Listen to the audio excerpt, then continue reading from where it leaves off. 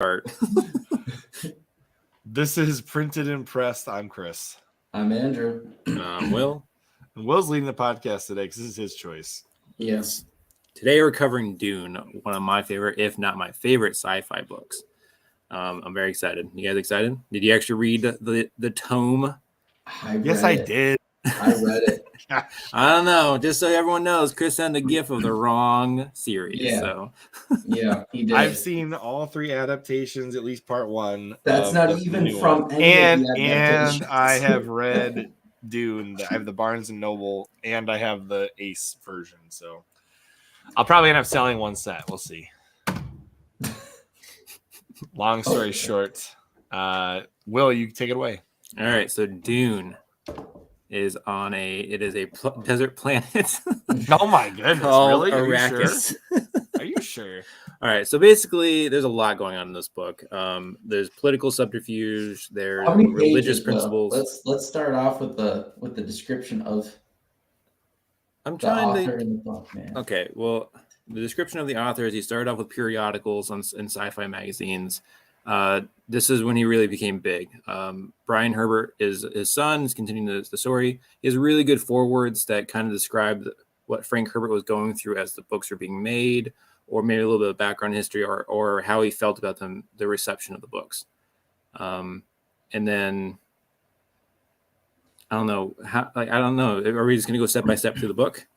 That's what I thought we were doing. Well, it has a crap ton of pages. It's 579. So Yes. anyone who's looking for a big book, but I would say that it doesn't feel that big. No, it really pulls you along.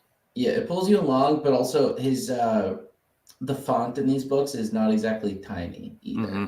So I feel like it's a bit exaggerated how big this is, given how he structures the paragraphs and everything as well. It's not as overbearing each page. Yeah, I would agree with that. And also, would you guys agree that this book has is the written? map split? I'm sad that this PDF has the map split. That sucks. It's fine though, because it's not like this map was that insightful. Yeah, it doesn't. You don't need it at all. It's not like the Lord of the Rings where you need to follow that map. Yeah, I didn't say you did. I mean, this is just a giant sandbox. Let's just be honest.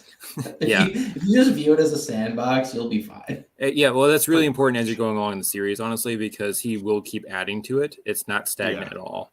Mm-hmm. And he changes things. So it's kind of one of the big principles is that nothing stays the same. Right. Yeah, did you want to just go through and walk through it, Chris? That's what I was thinking. Yeah, if you, I was gonna. I thought you were gonna go to the glossary or whatever to do the table of contents. Table of contents. I'm pinning our Twitter stream to our profile. That's what I was doing. Hold on. All right, we'll get to it. So there's 3 books in this book. There's Dune, Muad'Dib, and the Prophet. And Will, do you want to explain why?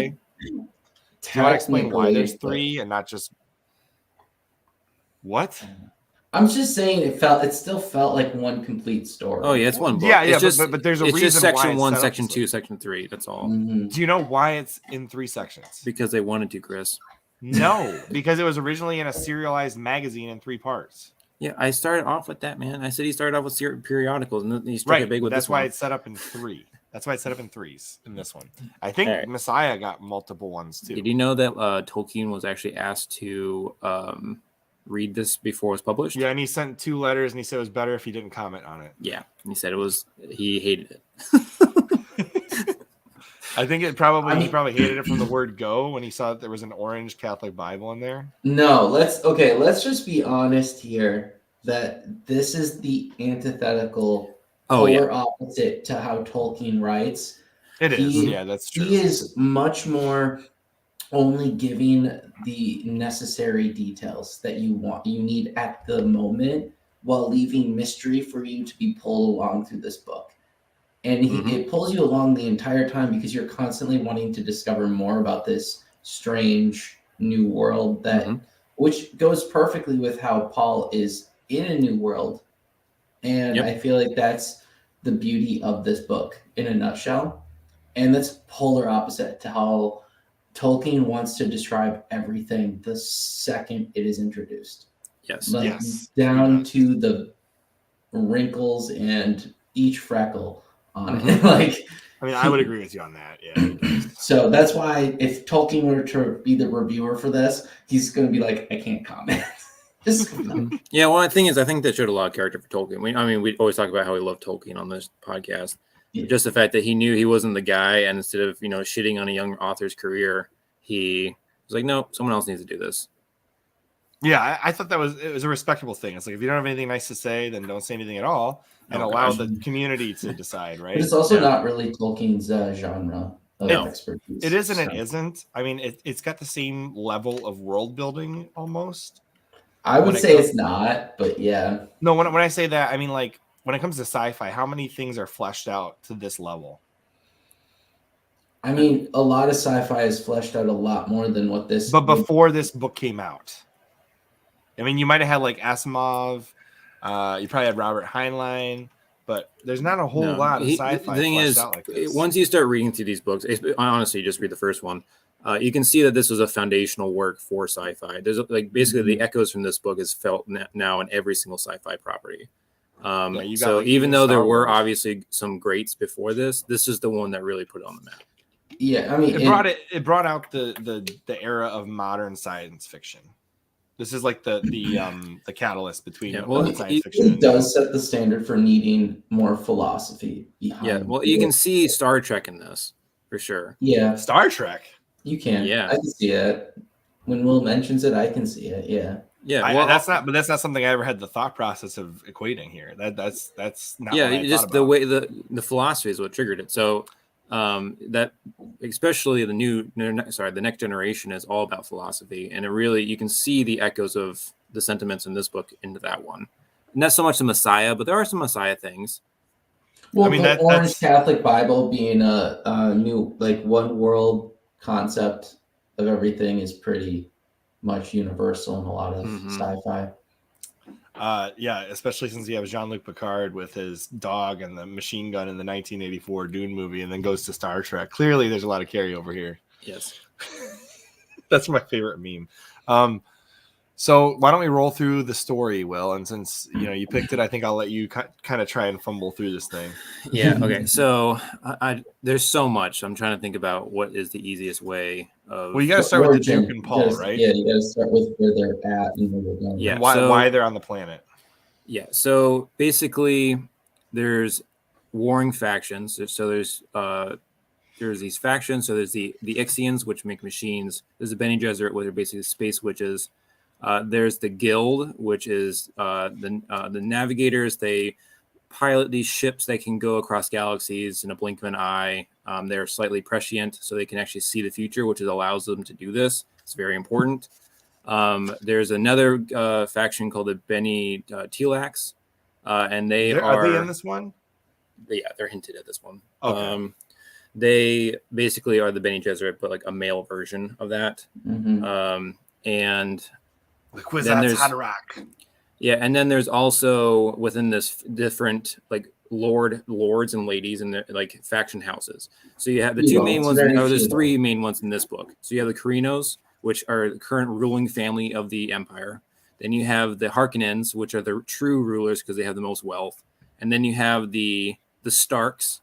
The Atreides? I guess, which are the Atreides. So the Atreides are they're the Starks, basically. It's are related to the Emperor's family. Yeah, they're all related because there's a bunch of gene meddling that's been happening in the background for generations at this point. So you don't necessarily you don't know that related. Yeah. Okay. So yes, right. So they're cousins. Yes, they're openly related, and that's why there's conflict between them. Yes, but so also the Harkonnens and the Atreides are also related. We're looking at all the dukes and ladies of the old royal, like King Arthur's court.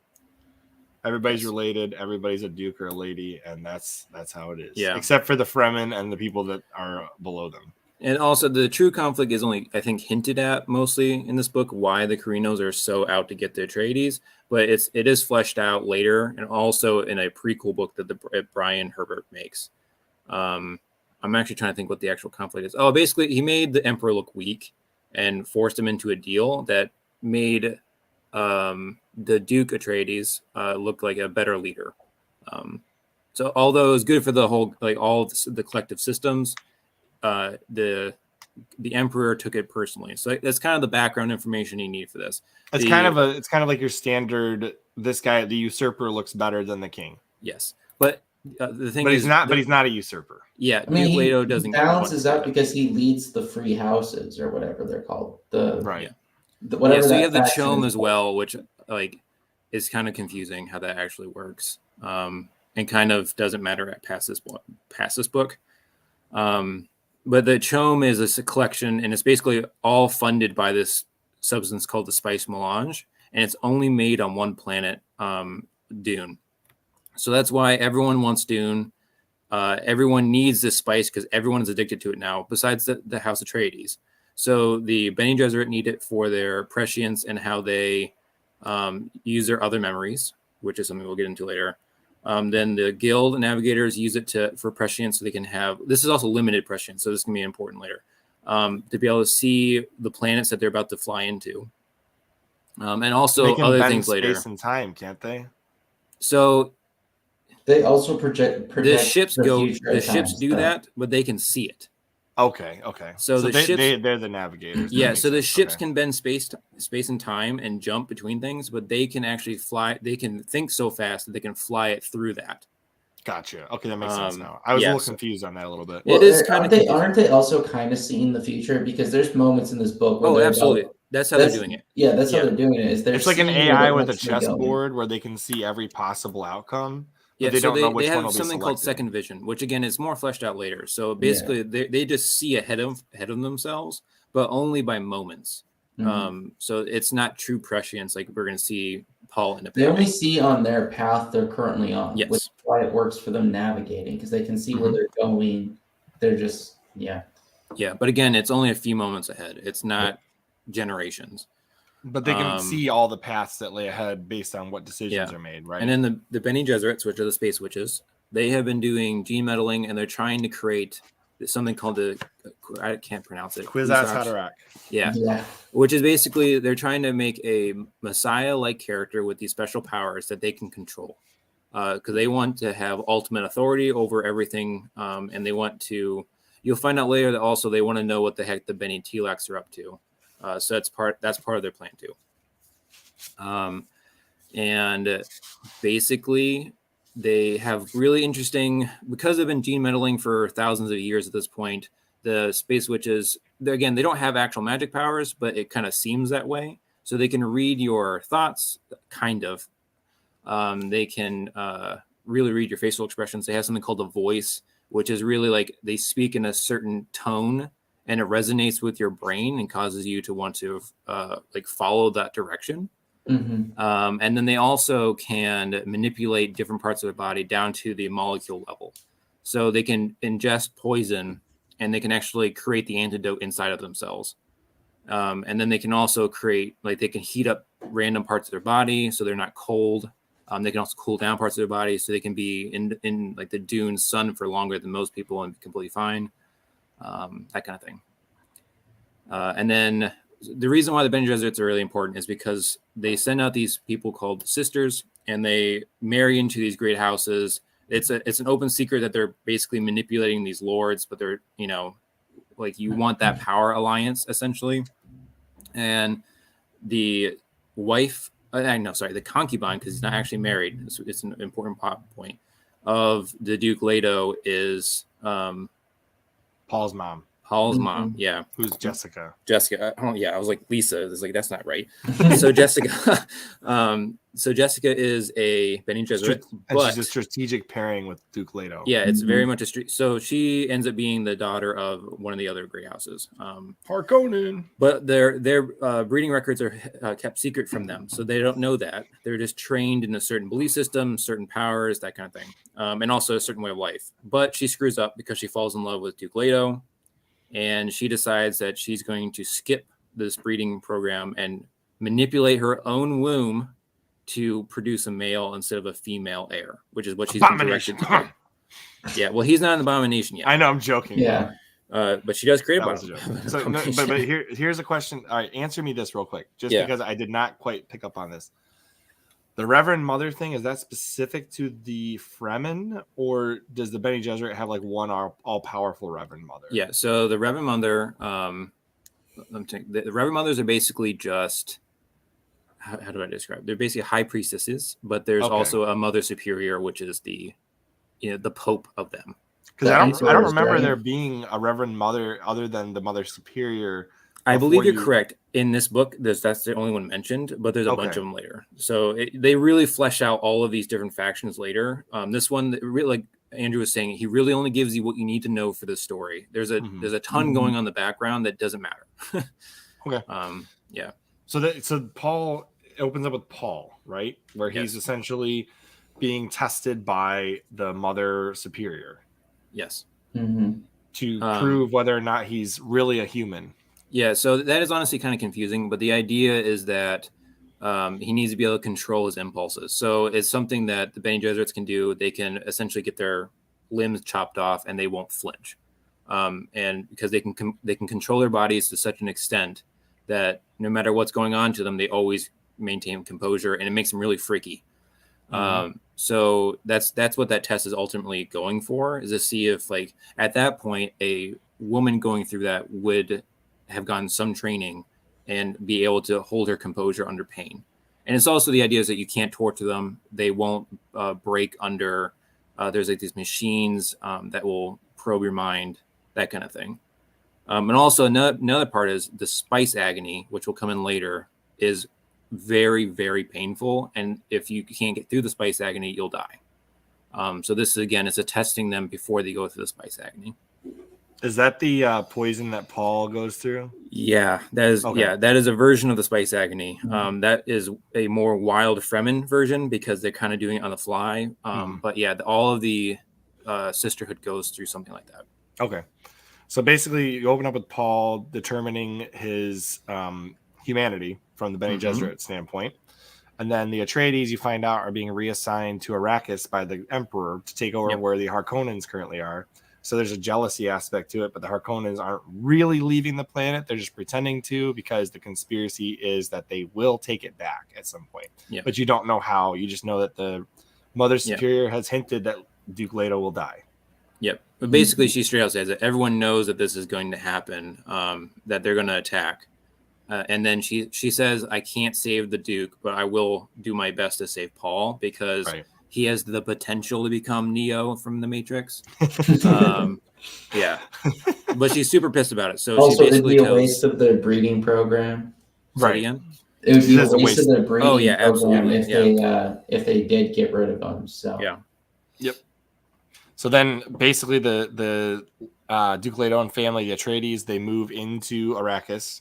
In the old, I'm assuming this is where the Harkonnens were, but it's no, it was it was different. They chose a different location.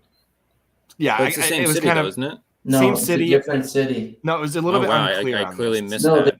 No, there's two locations. There's the main city, and then there was a different fortress. They picked the fortress town. Okay. All right. Anyways, doesn't matter that much. Basically, they get there. There's a whole assassination plot where they try to kill Paul with a hunter seeker. It's kind of never really talked about after that, other than the fact that, somebody tried to kill his son. And then there's like a whole conspiracy plot that unravels throughout their time there. There's the whole dinner scene where you kind of understand how the planet operates. But also there's main characters. So you obviously have the Duke, Jessica, Paul, but also you have Duncan Idaho, which is super important. So remember that name. Yeah. Then you have, oh my gosh, what can't I think of the other guy's name? Keynes. You have Keynes, but what's the other guy from the household? Hines. And you've got Dr. Yue, but I'm not even thinking about him. But no, you're thinking of Hen something, right? Oh my gosh, it's the weapons master. Why can't we think of it? Not Hardin. Hawait, or whatever his name is. No, Hawait's different. Oh man, he plays the music thing. Yeah. Well, there's three main guys. I'm looking it up. Okay, yeah. Just who's the third guy I'm missing? Gunny or not Gunny? What's his name? It starts with an H, doesn't it? No, you're thinking of Hawait or no, I'm not. Medic or Metac or whatever the heck it's pronounced. Yeah, Hui is the Mentat. Oh my gosh. It's not Duncan, Idaho. What the heck is this guy's name? Dune characters. I can't believe I'm blanking on this. This It's so important. Gurney Halleck. Oh my god. Halleck. Yeah, so you're right on the H. All right, so Gurney Halleck. I was on the right track. Yeah. Andrew. I said Gunny, but Gunnery Halleck. Yeah, he was like a Gunny. I don't know. He was so shit. These people are all super loyal to the Atreides. That's important because they're not loyal to Jessica.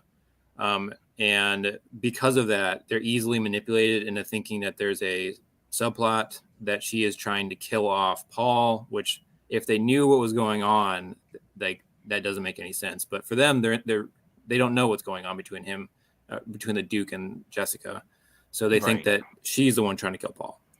Mm-hmm. And then there's also the actual person who is giving them away and ends up betraying them in the end ends up being the Doctor, and he does it because he thinks that the Harkonnens will reunite him with his wife. I don't think he thought that they would reunite. No, his goal was to get close enough to the Baron that that's his secondary goal. I think it's more so the fact that he doesn't want them to be torturing her anymore. Right, okay. He's worried that they tortured her. My interpretation was that he was very much aware that they weren't going to let him and her live. Basically wanted to kill them both. His whole goal was so that they would put her out of her misery. Because that's the only thing he could do for her. Yeah. Speaking of which, have you heard the conspiracy theory about the movies? No. That his wife is that little spider creature you see in the beginning when the Harkonnens. Oh yeah, that was weird. I don't know what that thing was. Well, if it was her and she was being tortured, that makes sense. Like she's tortured into this weird spider-looking thing. Yeah, I mean they have that ability. They do mess with people later on, but. Yeah, so where are we at? Oh, so there's a plot to kill Paul, then ends up manifesting into basically the shield wall gets taken down. Oh, hold on. First, before that, they go and see a worm with the they go and see a worm, and this is really fundamental because it shows Kynes who's the ecologist of the planet, and also supposed to help with the transition between the Harkonnens and Atreides. That the Atreides are different people. Basically. They're actually good people. Yeah, they're honorable. They will put themselves on the line. People over profit. Yeah, exactly. They care about people over profit. Because what happens is that the what do they call those machines? The spice harvesters. So the harvester has been sabotaged, and they aren't able to grab it. Like I think the wing was stolen. The wing was stolen. The lift that's supposed to get it out. The carrier. Yeah, it's supposed to come in and take it out of there. It gets damaged or it doesn't show up at all. Actually, yeah, it doesn't show up. Yeah, so Harkonnen loyalists. Yeah, it doesn't have things like all the machinery is damaged or broken or missing, and then there's also people like trying to destroy things as they're going along. But anyway, basically, Leto lands his thopter and tries to pick up as many people as he can. He ends up getting everyone out. But then he loses and he tosses like extra equipment out the back because he needs that extra room and weight. And losing this equipment is important because he has to maintain a quota. Otherwise, the Emperor will seize the planet back from him. Right, which is what Baron Harkonnen has like 3 ways to get the planet back. That's one of them. Yeah. Because again, everyone like the entire the multiple galaxies that are in this all run off the spice. If the spice doesn't flow, then everything collapses. Right. And this is the first time where you see the terror and the size of these worms because it literally swallows an entire area of the desert where the harvester is at in one gulp, essentially. Like it's just you don't realize how impressively big these worms are until that moment because they talk about them up until then. Yeah. So, and then they get back to the fortress. The Doctor ends up blowing the shield wall. The Harkonnens attack. Dr. Yu, not Dr. Kynes. Yeah. Make sure we clear kills everyone. And then Leto is captured. Yep. And he grants Paul him that and tooth. Jessica. What about the tooth? Oh, yeah. So Leto gets captured. The Doctor gives him this tooth that he can bite down on. It's supposed to release a gas that will not only kill him, but will kill anyone in his immediate proximity. And basically he tells him, I'm sorry, I had to do this for my wife, but you're going to have an opportunity to kill the Baron. So, like, this is who orchestrated this whole thing. The Baron is Harkonnen. And, so that's kind of the plan that Leto has to sign up for because he's paralyzed and can't really say no to it. And then Paul and Jessica escape. By Duncan Idaho's help and Dr. Yu, because they find out he was helping too. Also, again, there's so much going on in this book. So another thing, a huge thing that we missed is that as soon as Paul and Jessica land, the Fremen, who are the people who inhabit this planet, they're sort of natives. Like every human who's been put here is not native, but the ones that like actually live there for generations think that he is the Messiah, and she is the Reverend. That's a very important. It's super important. So like seeing them fulfills a prophecy that the Bene Gesserit had planted there thousands of years before. The Missionaria Protectiva. Yeah, so it's something that they do on a lot of planets, basically to ensure the safety of Reverend Mothers at land, but also to prepare people for this Messiah that they're trying to create.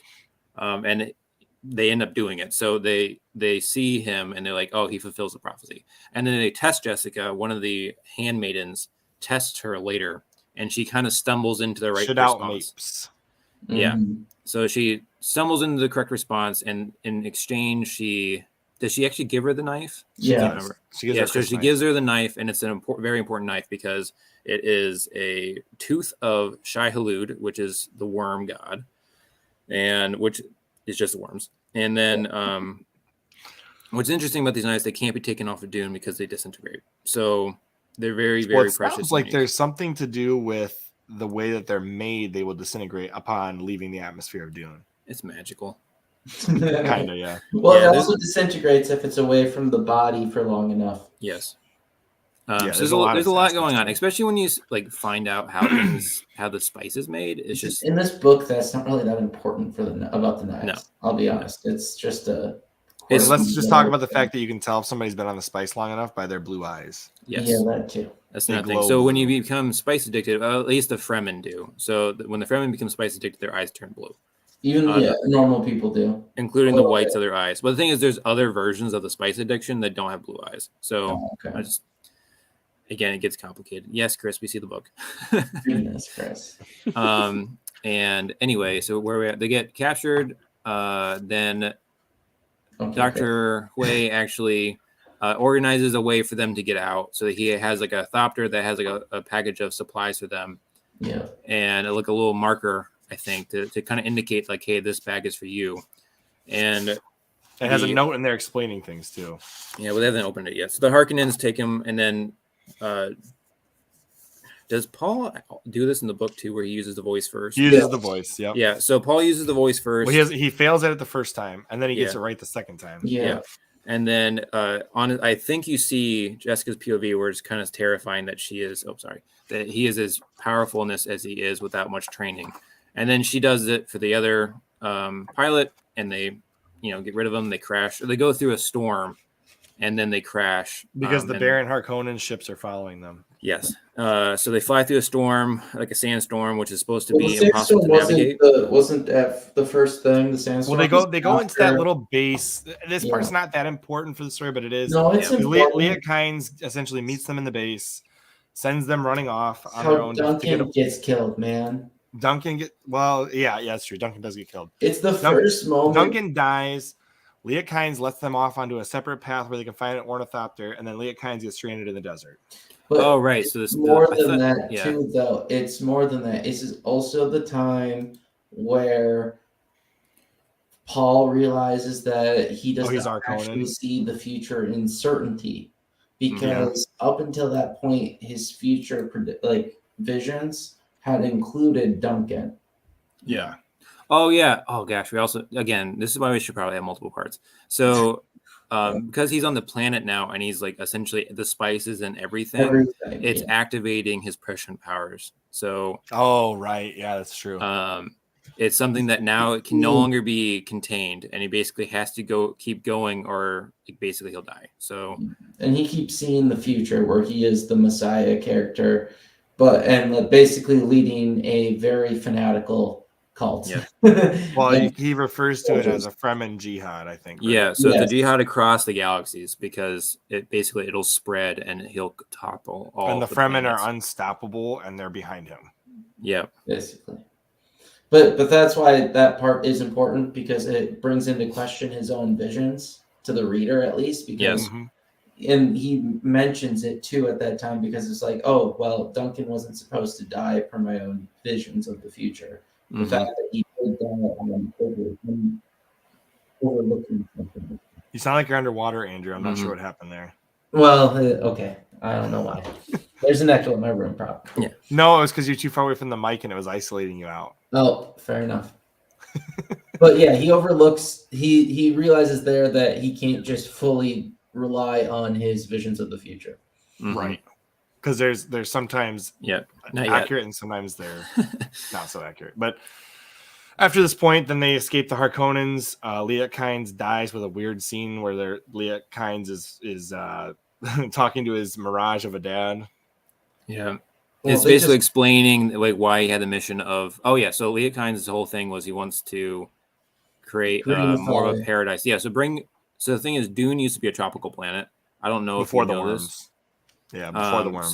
So before the worms. And basically he wants to bring it back. And that's an important scene because the way he dies is a huge indication of how the spice is made. Yeah. I don't think it's fully explained in this book. Well, it's like the worms are hunting their own larva, and essentially the spice release is what attracts the larva. No, so that's not. Well, that's what I got out of it. No, yeah. So well, I don't think it's explained in this book, so I don't necessarily want to write it for you. There's a worm cycle. There is a worm cycle. Yeah, it's explained in the back of the book. Will I read it? It's explained in the thing too. Okay, I'm pretty sure it's literally in the back. All right, of the so book. the way it works is that are you sure this explains this book? Because I'm looking right now. There's so much other things I won't ruin for you, so it's fine. So there's things called sand trouts, which are basically the larval swarms, and they basically isolate water and they create like a bubble around it as they're like absorbing it. And when they become big worms, the big worms are the ones making the spice. So the spice pockets is basically, I think it's honestly a dying worm or something, isn't it? Because later on he changes it slightly because the giant worms can just produce the spice as they're going. Those spice pockets, I don't think the sandworms do. The sand trouts actually create the spice in that moment, but maybe they are converting it as even when they're little. That's what I thought. I thought the worms convert it and then it turns into a big bubble. Yeah, in this book, and then they plant a bunch of little larvae. Okay, so it is slightly different as he goes along. So basically. What ends up happening is those sand trout, like the big ones, are protecting the spice gardens, and when someone gets near it, they get really pissy. So they end up, again in this book, they make it seem like it's always the vibrations that's bringing them, but actually, if you're just messing around with the spice, they get really upset. Anyways, so later on, they have like cities that are built on top of the spice mounds, and then the worms, like although there's no vibration, the worms will come and attack. So basically, what you find out is Leah Kynes had a plan to cultivate the planet. Yes, and in the process of this all going on, Leah Kynes kind of brain explains some of this worm and I'll just call it the worm cycle. Yeah, because it is basically their photosynthesis. Kind of, I guess. Well, no, it is. It's how the water in the atmosphere and the oxygen carbon cycle is done. Another thing is you find out that the worms are not native. Right. Someone put them there. All right, so moving on from that, Leah Kynes is dead. Paul winds up in the desert with his mom, finds out about his prescience, and also finds out about the fact that he's Harkonnen blood, and she's pregnant. She's pregnant. That's right. She's pregnant. And Prescience tells him that she's pregnant. It's his sister, and it is actually like Duke's kid. Yeah. And then they go wandering through the desert, and they have to stumble through it like the Fremen do, so that the worms don't get distracted by it. Yeah. So they have to walk as unnaturally as possible. Not distracted, but yeah. They wind up through traveling through the desert. They wind up finding a sect of the Fremen. Which is the guy from earlier. I can't think of his name. Stilgar. That's right. One of Duncan Idaho's friends. They kind of like stumble / what would it be like? They make Jameis angry because they ambush him on their way to try to prove that they are worth more than their water. And then throughout this whole setup, the weirding way is uncovered. Jessica proves that she's worthwhile. Paul proves he's worthwhile, and the tribe accepts them. Jameis and then Jameis challenges Paul to the fight to the death. The problem is that Jameis got outshone by Paul when they were trying to take them. Yes. Right. So he didn't, kind of like how the Harkonnens didn't want to, or I'm sorry, how the Emperor didn't want to be outshone by the Atreides. Jameis didn't want to be outshone by Paul. Well, because you have to realize that the Fremen, their entire culture is based around strength. Yep. Patriarchal strength. Well, it's more than that. I know it is tribal muscle. But it's important that it's patriarchal, unlike in the movie. Well, yeah, that's different. But so then he has the whole conflict, and it's every moment for Paul is kind of like a he could die moment because of the cultural differences. Mm-hmm. For example, in the fight, he's never killed someone before. Yep. He's never had that type of shieldless combat too. So throughout the fight, there's people who think he's just playing with the guy instead of finishing him quickly. Mm-hmm. And there's like a whole narrative there too. Yep. But so Paul ends up winning the fight. And because of the way the culture works, he inherits the wife and the two children from the children dads, and the house, and his water, and his water. That's the weirdest part to me. Yeah, which they basically they burn you down and they harvest your water because water is such a precious resource. Yeah, right. Oh my gosh, we never talked about the still suits. So again, there's like so much going on. The thing is like we don't necessarily need to talk about every single thing in this book to get the message out there. If you want to know everything about Dune, you should read the book. Everyone wears a silly suit that helps keep your water in. That's it. Basically free flows your spit, your saliva, your urine. It would be as if you're on. Okay, it's basically the space station on your body. On your body. That's all it is. It recycles your air and your waste.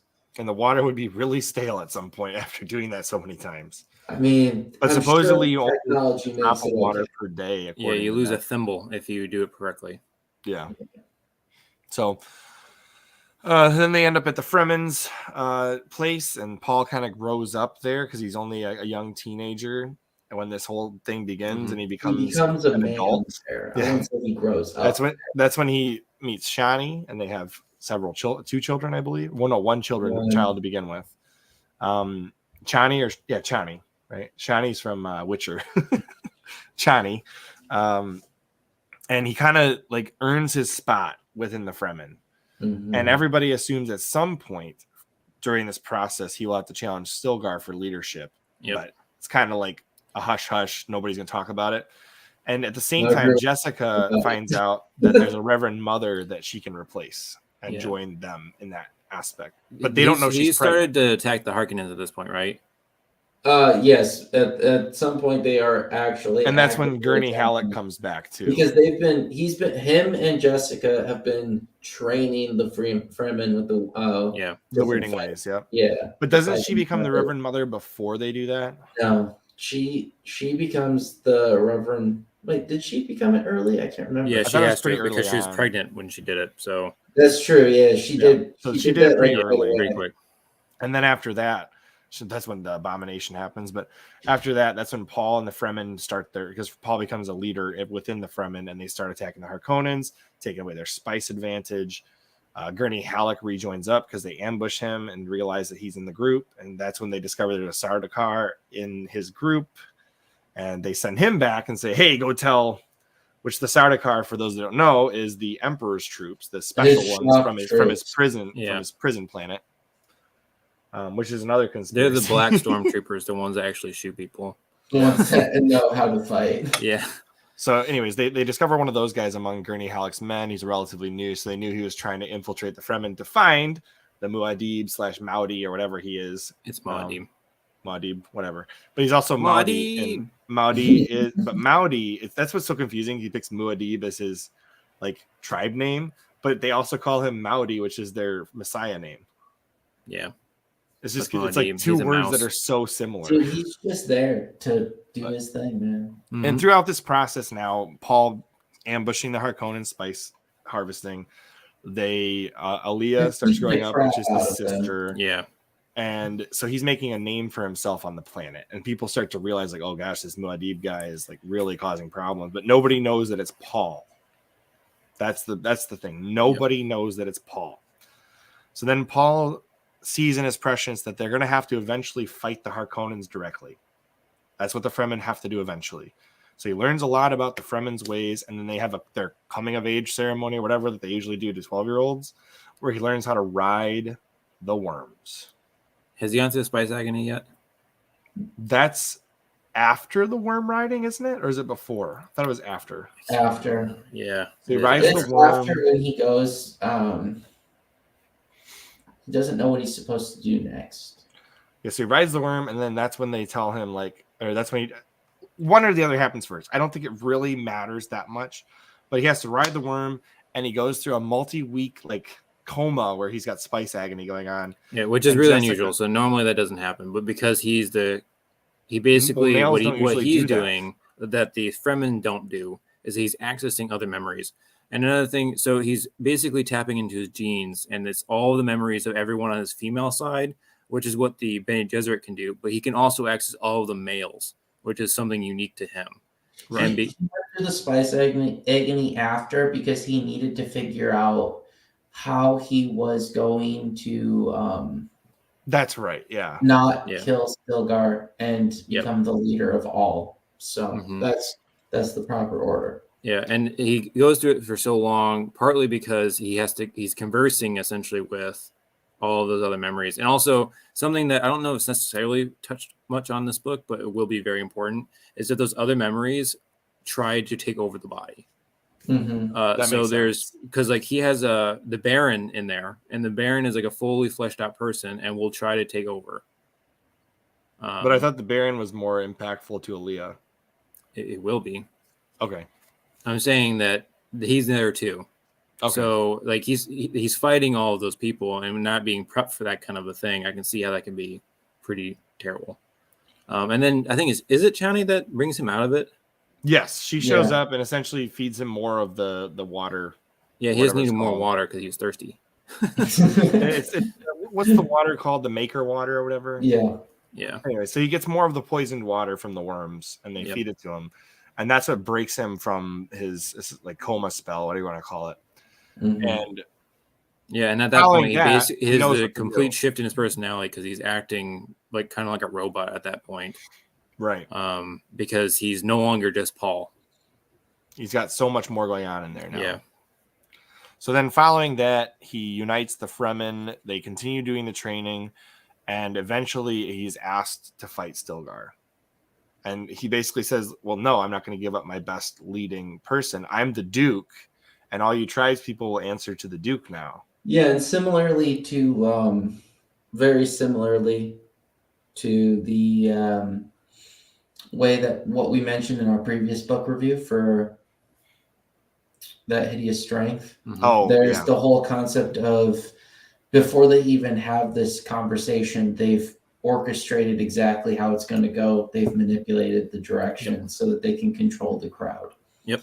But the whole narrative is like, yes, am I going to kill my best leaders? And am I going to go and kill every leader for every different, what is it called? It's CH. CH. Whatever. And then leave all of them without leaders when I have to go be the, Duke of this planet. Yeah, so, he basically breaks this tradition, and they don't go back to it. But he breaks it in a way where it doesn't really break it. They just are swearing fealty to the Duke because he is the Duke. Yeah, he assumes ultimate leadership of the Fremen Empire. he finally assumes the role that he technically has, and the Fremen just are saying, "Hey, we're no longer in rebellion because we don't hate you." Mm-hmm. Right. It's kind of a workaround, but so once they do that, they hatch this plan, which really it doesn't matter how they handle it, but essentially they blow a hole in the wall and let the worms into. Well, you're missing something. Oh, the murder of his kid. Yeah, because the it does. Emperor basically did a workaround to figure out more about the planet because the Harkonnens are stupid. And they found out where the main base was, and he sent his troops there to try to take over. Though I believe Paul kind of knows it's going to happen, right? Kind of, yeah. I don't think he knows that. But I don't think he actually. I think he knows around the time it's too late for him to stop it. Yeah, because I'm pretty certain at this point he's also predicted his other kids that are going to be much more important to the Golden Path. Yeah. Yeah, I believe so. I don't know that he directly talks about that. He doesn't directly talk it's about hinted. it. It's hinted at. I think it's okay. I'm getting confused. I think the he conversation leans more into that later. The conversation he leans into it later when he's talking to Chani after. That's what I was gonna say. After he gets to the palace and whatnot, and all hell breaks loose in there. Yeah, that's when he talks to Chani about more. But he's also a badass riding worms into a battle, which is pretty. Cool. We're also right now really missing the Harkonnen narrative in this talk through because there's no way to cover the entire book. But there's a way to quickly cover the Harkonnen narrative. Summarize it. Go ahead. Point. Yes. Summarize it. Okay, I'll do it real fast too, guys. Trust me. So the Baron wants the throne for his family. He wants to usurp the Empire. All right. So does he know that Paul would automatically make the Harkonnen blood on that. Yeah. Well, he's also stupid. So you have the Harkonnen family. The Baron doesn't actually have kids that he's aware of. Right. Not that he's aware of. He has for nephews. Certain reasons. Yeah. Yeah, he has nephews and illegitimate nephews and stuff that he then made. Raven and Fade Routha. Mm-hmm. Yes. So there's the one who's just a brute and basically the exact same as the Baron. Mm-hmm. Just a lot less cunning. I was gonna say he's got almost no intelligence. No, but he's like more the spitting image of him. Yeah. Like he resembles him. Yeah. So Chris, are you upset that Dave Bautista's playing him now? Because you're like, I can't believe he's the Baron. This guy's a terrible actor. Well, when I originally saw that, I thought he was playing Baron, and I was like, what? This makes no sense. Clearly that guy. Yeah. He's Raven. No. Once I realized he's Raven, I texted you that early on in the movie, not realizing he wasn't Baron. I was like, this would be the worst Baron character ever, but it wasn't him, thankfully. I still don't like the Baron in that movie, though.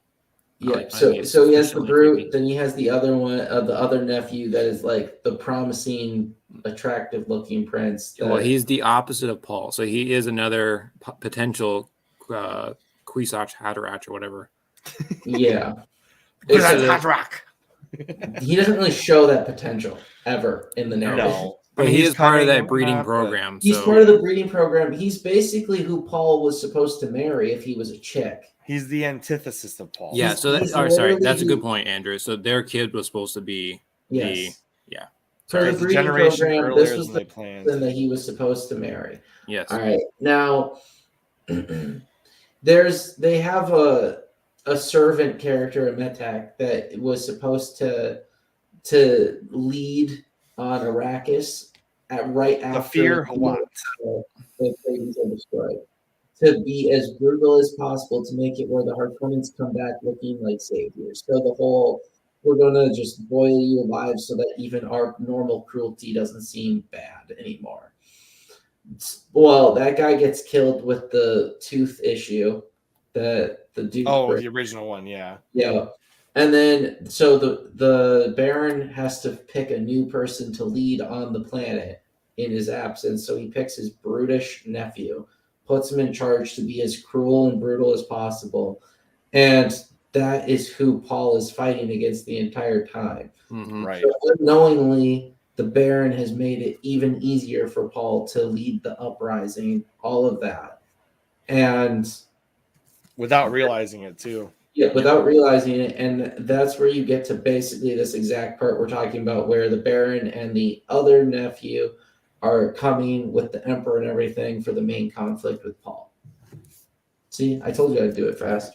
And then the only other piece of that was important that I think was skipped over is that Hawat, who is very loyal to Duke Atreides, does not believe that Paul is alive and therefore assists Baron Harkonnen, likely with the plan to eventually betray him or take whatever logical conclusion makes the most sense. Assistance is very fickle.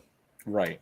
If But you throughout the book, he's constantly meddling with Feyd-Rautha and Baron Harkonnen. Well, he doesn't blame Feyd-Rautha. He blames the Baron. So Right. he's constantly helping Feyd-Rautha, but also warning the Baron at times to make it work. He's causing some playing them conflicts against between each them. other. Yeah, he's making it where he's useful as much as he can be to everybody. Yeah. Meanwhile, he's got a ticking time bomb where if he ever betrays them, they'll take away his antidote and the poison will kill him. Yeah, because they started poisoning him from the very beginning. Right. So the Fear-Wat is still there when Paul eventually takes over the palace on Dune that his father essentially it's his birthright, his heirloom, whatever you want to call it, because his dad, when he dies, Paul becomes the Duke by royal heretical. He also has a signet ring. It's hereditary lines. Yeah. So he's basically, once the worms show up and they've trapped Baron and the Emperor, because he shows up for dumb reasons with a Sardaukar to try and help the Baron out. They basically trap the Emperor, Baron Harkonnen, all the important people of the Empire in one place on Arrakis during this fight. And a sandstorm brews where they can't leave the planet. And the guild ships are all monitoring it from the sky because they're like, we're not getting involved in this. And so Paul, they are involved. They are, but they're not getting involved in the combat. Mm-hmm. Yeah. I don't think they can fight in combat. There's a whole conversation about how even though the guild ships are primarily transports, Chris. Yes. Correct. What I was going to say, though, is the guild there's a discussion about the guild in this portion where they basically say if the guild were to try to control Arrakis, it would be a self-defeating future where they literally do nothing or they destroy themselves by trying to control Arrakis, which is why they always want a person who's not in the guild to control Arrakis and supply them with spice. Yeah, I mean, and then at this point, Paul's already figured out how you could destroy the spice for good. Right. And as a result, he has that weapon to use against the guild to force them to cooperate and also nag the Emperor into cooperating too once it's time to surrender. And at this point, Aaliyah is in the capital basically telling them, like, surrender, Paul's coming. And they don't believe her. And that's when the Mother Superior is like, it's an abomination. It's an abomination because she's like a 2-year-old kid. Yeah. But she's fully developed as far as mentally because she is fully developed because she went through the same journey. Yeah, the spice agony, just like her mother, just like Paul. Yep. Yeah, which is really important because you understand why she can become an abomination later. Right. Because she's got other personalities floating around in her head. Yep. Anyways, when you go past that point, then basically Paul is taken over the planet. Baron Harkonnen gets killed in the action. Rabban gets killed in the action. And you're left with the Emperor, his daughter, Princess Irulan, who he wanted her to marry Duke Atreides a long time ago. Irulan, whatever. What did I say? The Rathan wasn't killed. Rabban was killed. Feyd-Rautha is alive. Yeah, he's with the Emperor. Yeah. And then they have this final showdown where they bring the Emperor in. It's like basically Paul's like, I own you. So I need to be the Emperor now. And I will marry your daughter, which will put me on the throne. And you'll be sent off to your prison planet. Prison planet by yourself. Well, not by yourself, with his cousin or whatever it is. The Fenring. Fenring goes with him. But Count Fenring, who's more important in the books than in the actual show or anything like that. He's basically he also could have been Paul. Right. Yeah. But he had an imperfection. And his wife, I think, sleeps with Feyd-Rautha to give another baby in the middle of the book, which is like barely grazed over, but whatever. Well, it's part of the Ben Gesserit breeding program. So anyways, then Feyd-Rautha challenges Paul at the very end. They have a knife fight where, of course, Paul overcomes him because Paul is the messiah of this book. And then the Emperor is forced to succumb to Paul's wishes. But Paul basically says, I'll marry your daughter, but I will never, ever breed with her. He's going to stick with Chani, his favorite little Fremen woman that's his concubine. It's his wife, and he loves her. Yeah. She's not his wife, though. She's his concubine. And Jessica says that concubines will one day be called the wives. He knows her in a biblical way. He's married to her like Adam and Eve, buddy. He's married to her in the Fremen way. Yes, fair enough. I guess kind of because he can't technically be married. Way he is married to her. He can't be married to her because he can't marry Princess Irulan if he doesn't. Well, I mean, he could. He could still. Anyways, I think we've got a pretty decent summary here. But Paul kills Feyd-Rautha, which ends that potential. Yeah, he for becomes emperor. He becomes the emperor, and that's where the book kind of leaves off. Right there. Actually is where it ends. See, we didn't need 2 episodes for this. We could figure it out. I'm shocked that we blew through it like that. Because It's so much better. Read the book. The book is a lot better. But summary, the point is, like, if you listen to a lot of the interviews and conversations about this, like, this is the story of like building up Paul for the second book, which is a big reveal for him. But Frank Herbert basically describes this as like an Arthurian legend in space. Yeah. I'll say this as. To your point, Will.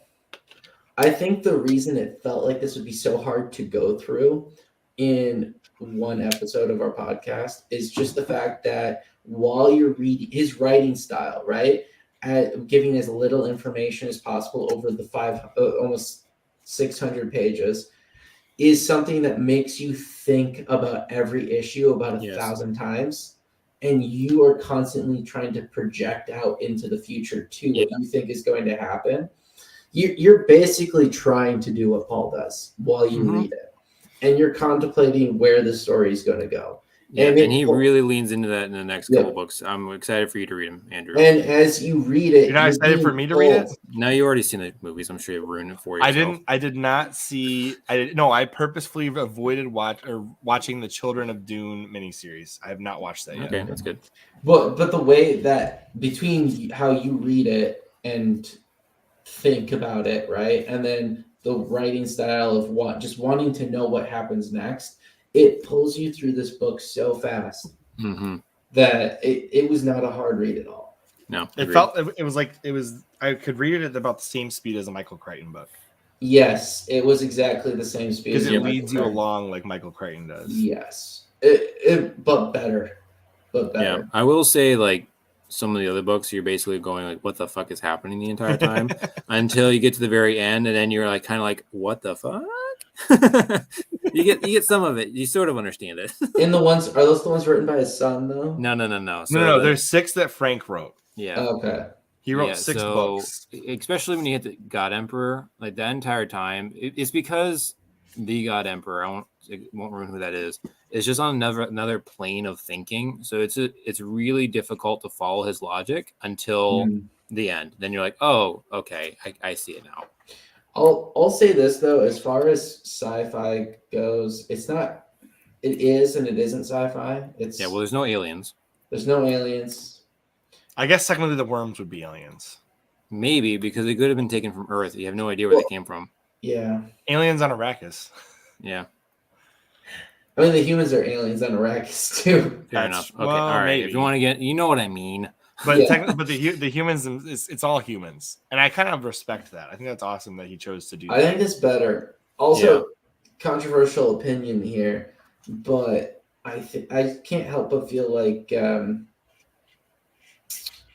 is something about the human form that is ideal as far as the species that's intelligent goes, that I wouldn't be surprised if you just found other humanoid aliens elsewhere. Like, that's not exactly...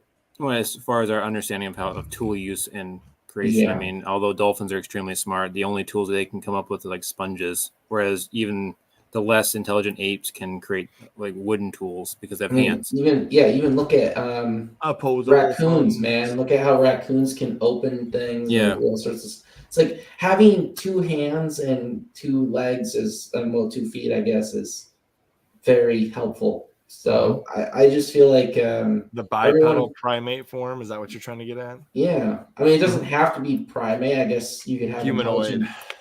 Well, you could have any mammal-esque primate form creature. I don't know. I'm just saying that as far as if we were to actually find aliens, if you told me that was bipedal, I would not be shocked.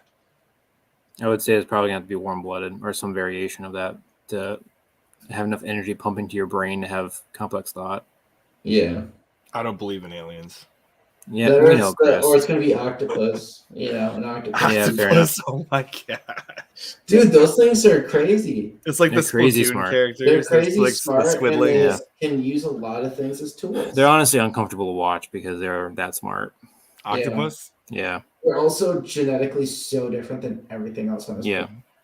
They also have perfect eyes. So if their eyes don't have the blind spot like vertebrates do.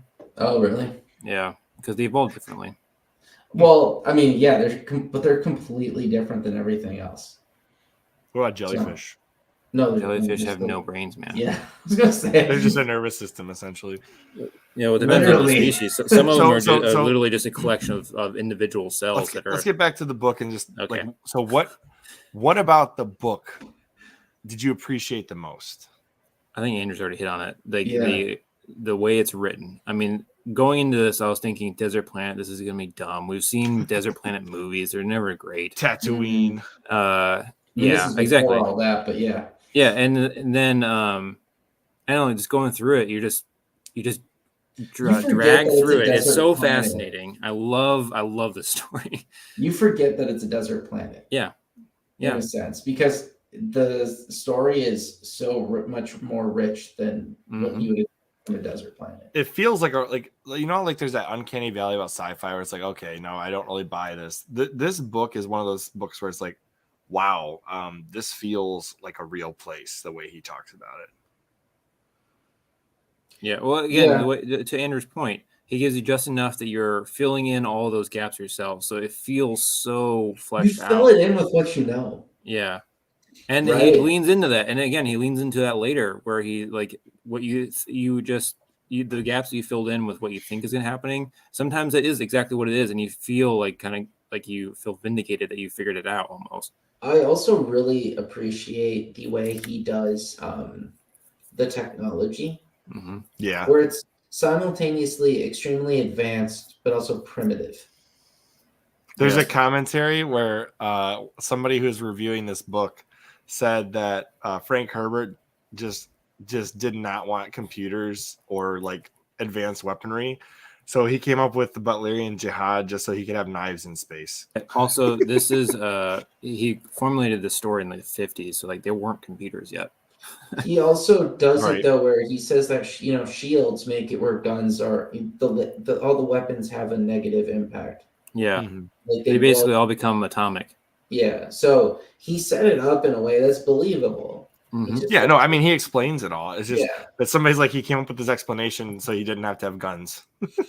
Well, I think he came up with this explanation so that his future planet world was like the ultimate. The story it stays evergreen because you don't have to explain away. Well, modern technology says this is different. He basically says, no, I reject all that because of the Butlerian Jihad. I was going to say that it's the ultimate nuclear deterrence. Yeah. Where he advances it so far that he can then simplify it because people nullified everything. And then that allows him to write a far simpler story because the defenses and the weapons have now balanced each other out to something that is far more primitive. Yep, agreed. All right, so I would say my favorite aspect of this book is there's the coming of age story, but I think it's like the uniting the people of the planet that's been completely just devastated by years of the Empire and then having that rebellion story in a way that he makes their whole society better. And he proves to them that they can evolve past this tribal form that they're currently in. I really liked that aspect of the story. I know that it's not perfect, but he really does bring them out of the sieges and into the city. He also has that whole story arc of hard men create good times thing in there. Yeah, there's that. So because that's the entire time Paul is trying not to become the Messiah. He doesn't want that that future, and he does his damnedest to keep that from happening. And then you'll see that he fails in that mission.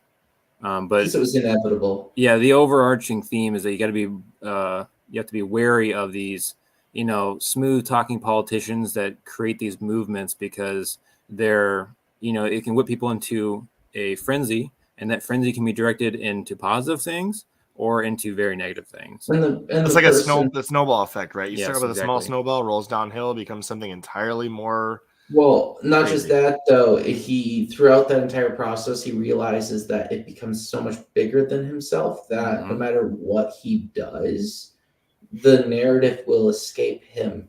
Especially if he dies, If he Yeah. dies, then there's literally zero control over where it's going, but it will continue. He no longer controls it.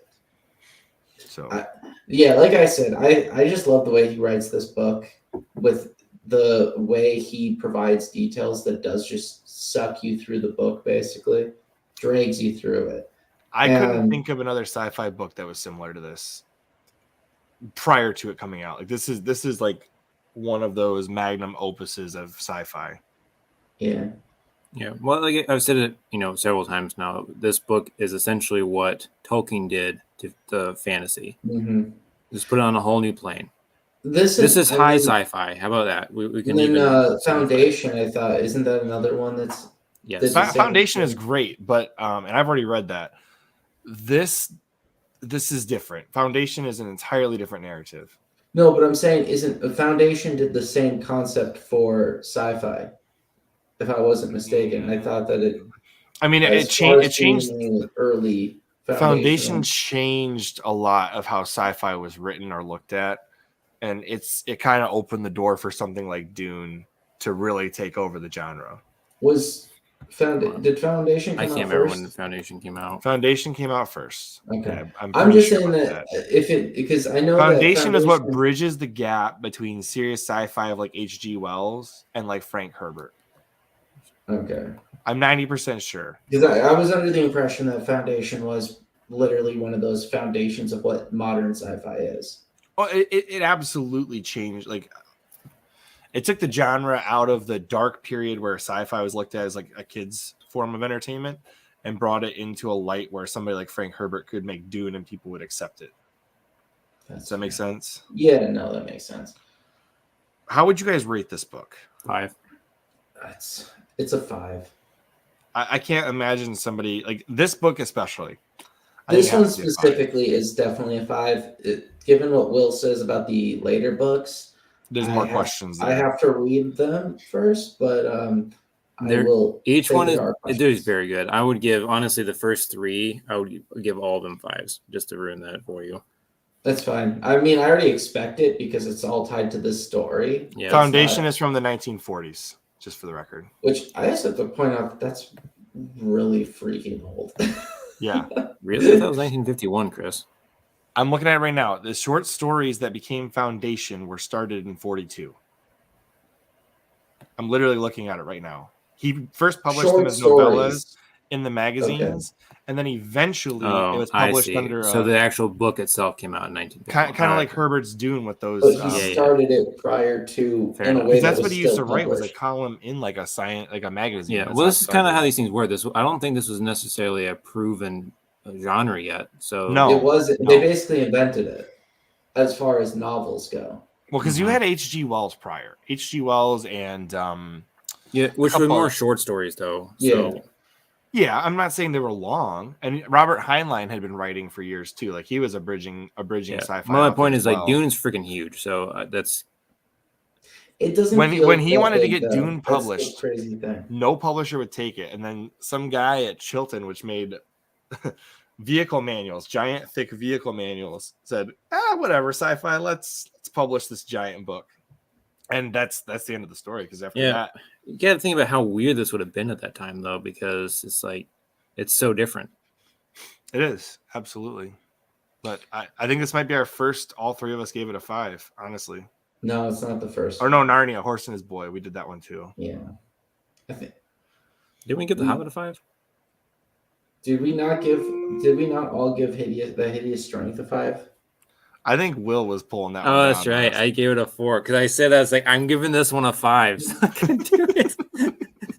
Yeah, that's right. No, I changed my mind. You changed it to a 5 because we also did the Horse and His Boy. Yeah. I was like, out of the C.S. Lewis books, that's a 5. But this one is like maybe at the end of this year we'll take all of our 5s and like re-rank them based on which ones are the best out of the 5s. All right, fair enough. Well, that's hard because I know that it's hard, but I'm just saying it might be a fun debate though. Anyways, Dune for me, and if you're gonna get a modern copy of Dune, this version is just better quality. Like the Barnes and Noble version it'll last longer than the other one that comes in the trilogy box set. For whatever reason, when they published them in like a couple years apart, they clearly learned their lesson because this one is way better to read. It's not that trilogy box set is cheap to purchase. It's like 100. No, you don't understand. The MSRP on that was like 150. Dude, on Amazon, it's been cheap. It is now. I think I got mine for like $40. I'm saying it's cheap right now. It was not expensive. So, yeah, I'm not arguing that. I'm just saying that if you're gonna, I would go to Barnes and Noble and get this copy because this is way better quality. This one lays flat while you're reading. The pages are thicker, and it just feels better in the hand. Honestly, if I was going to spend, how much was that book, Chris? The one I've got, this was only 40. Okay, well, you're getting to that point where I'm willing to drop some money on the leather-bound books. Well, Easton Press sometimes launches them. Folio Society is on through 2 of them now. I'm just Those saying, are $100 a piece, though. If you're not, but at that point, when you're going from what the cheap version is up to the other one, like buy the cheap version to see if you like it. Mm-hmm. Yeah, fair enough. And you might as well buy the cheap one because it was not. I mean, these are really pretty covers. I like this art. Yeah. I know. Honestly, I would just recommend getting the paperback for now. Like, and then if you really like it, then get the hardcovers. I like Dune so much. I bought the rest of the series. So, but this is definitely one of those book series where it's like Lord of the Rings. You either like it or love it. I don't know anybody that hates the original. I can't imagine you hating it unless you don't like sci-fi at all. Yeah. But this is definitely the type of book where you're going to want to splurge if you're at all a collector of books.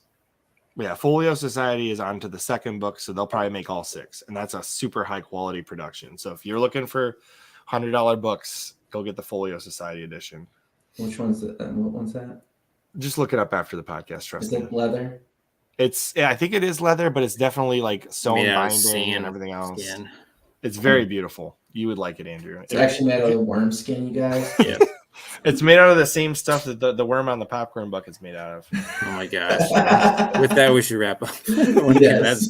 Please wrap it up before you touch that popcorn bucket. Anyways. You're all over yourself. Popcorn butter everywhere. I'll let you take it away. All right. Well, thanks for tuning in. Make sure you like and subscribe. We sometimes post on our other podcast, the CHRILLCAST, sometimes. What is our next book? Isn't it Lockdown with the Devil? No, we're doing our recap on the Space Trilogy. Oh, that's right. Yeah, that's right. Yeah, so we're going to do it the next, in 2 weeks, we're going to do the recap of the Space Trilogy. So make sure you tune in for that. Follow us on Twitter. What are the other things? YouTube, Rumble. Look, just type in Printed and Pressed, and you'll find us on a lot of stuff. Or CHRILLCAST, you'll find us on either one will find us. You'll get to see me hate on Out of the Silent Planet again at the next episode. So. Yes. Yeah. Also, what is our book club on? Everywhere. It's called bookclubs.com, I think, and then Goodreads. Yeah, so you can follow there and participate and maybe read along and see what we're reading in the next couple months. And we are going to be posting it on the community tab on YouTube here in the near future once I figure out how to do that correctly. Yeah. So. And just leave some comments and tell us your own thoughts. If you love the book, hate the book, hate our review of the book. What's your favorite movie rendition? We all know what Chris's is about. Yeah. The sci-fi miniseries. That is actually one thing we didn't really mention. I want to do like a whole Dune media franchise episode on CHRILLCAST a different day. Okay. Once we see part 2, I'm willing to talk about it. This story is too hard to do as a show, as a movie, I should say. Yeah. Yeah, there was something like it's the I don't know. There was like untranslatable or something like that into video media, but whatever. All right. On that note, we'll see you guys on the next one. See you guys. Bye.